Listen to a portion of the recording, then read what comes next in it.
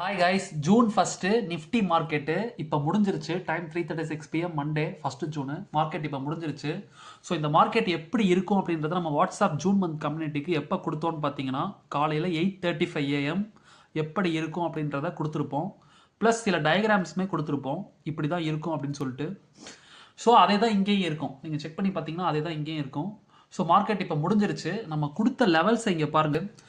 So இங்கே 30 minute சார்ட்டில் பார்த்தீங்க அப்படின்னா இன்றைக்கான மார்க்கெட் எப்படி இருக்குன்ற values, important zone, ceiling place எல்லாமே நம்ம கொடுத்துருப்போம். ஸோ இங்கே என்ன போட்டிருக்கோன்னு பாருங்கள். இன்றைக்கி வந்து சிபிஆர் வந்து 130 points, wide risk CPR, range play market. So சிபிஆரோட வேல்யூஸ் எல்லாமே இங்கே இருக்குது, S1 R1 எல்லாமே இருக்குது. ஸோ என்ன கொடுத்துருக்கோன்றதை பாருங்கள்.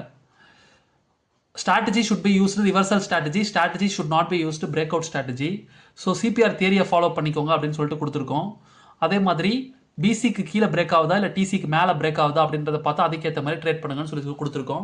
இம்பார்ட்டன்ட் லெவல்ஸ் எல்லாமே கொடுத்துருக்கோம். இந்த லெவல்ஸில் பிரேக் அவுட் நடக்குதா ரிவர்சல் நடக்குதான்னு பாருங்கன்னு சொல்லிட்டு கொடுத்துருக்கோம். ஸோ அப்படியே மார்க்கெட்டை பாருங்கள். இங்கே அப்படியே நான் மார்க் பண்ணி வச்சிருக்கேன். ஸோ பிசி லெவல் இந்த கருப்பு லைனு, அதுக்கு மேலே இருக்க கருப்பு லைன் வந்து டிசி லெவலு. ஸோ இந்த வயலட் கலரில் இருக்கிறதுலாம் வந்து இம்பார்ட்டன்டான ஸ்ட்ராங் பிளேசஸ். ஸோ இந்த இடத்துல பிரேக் அவுட் நடக்குதா ரிவர்சல் நடக்குதான்றதை நம்ம பார்க்கணும். ஸோ பிரேக் அவுட் பிசி கிட்ட நடக்கிற மாதிரி நடந்து அங்கேருந்து ரிவர்சல் ஆயிருந்திருக்கு. ஸோ ஃபஸ்ட்டு பிரேக் அவுட் நடந்திருக்கு, ரிவர்ஸில் அங்கே பிரேக் அவுட் ஆகி ஃபுல்லாக மார்க்கெட் S1 வரைக்கும் கூட்டு வந்திருக்காங்க. ஸோ சூப்பர் ப்ராஃபிட் பண்ணியிருந்திருக்க முடியும். நம்ம பிசி கீழே ட்ரேட் பண்ணும் பட்சத்தில் புட் ஆப்ஷன் எடுத்திருந்தா S1 வரைக்கும் நல்லா ப்ராஃபிட் பண்ணியிருக்கலாம். பட் இங்கே என்ன ப்ராப்ளம் அப்படின்னா யாருமே வெயிட் பண்ண மாட்டாங்க, இன்க்ளூடிங் மீ. என்னை சேர்த்து தான் சொல்கிறேன். நானுமே எனக்கு ஒரு 20+ பாயிண்ட்ஸ் தான் கவர் பண்ணேன். அதுக்கு மேலே நானுமே இந்த ஃபால்லே நான் கவர் பண்ணேன். அதுக்கப்புறம் ரிவர்ஸ் ஆகிறது எடுக்கும்போது நான் வேறு வேலையை பார்க்க போயிட்டேன். நான் ஸ்க்ரீனில் யாருக்குமே ஃபுல்லாக உட்கார பிடிக்காது. பட் ஃபுல்லாக உட்காந்துருந்தா கான்செப்ட் என்ன இருக்குன்றதை பாருங்கள்.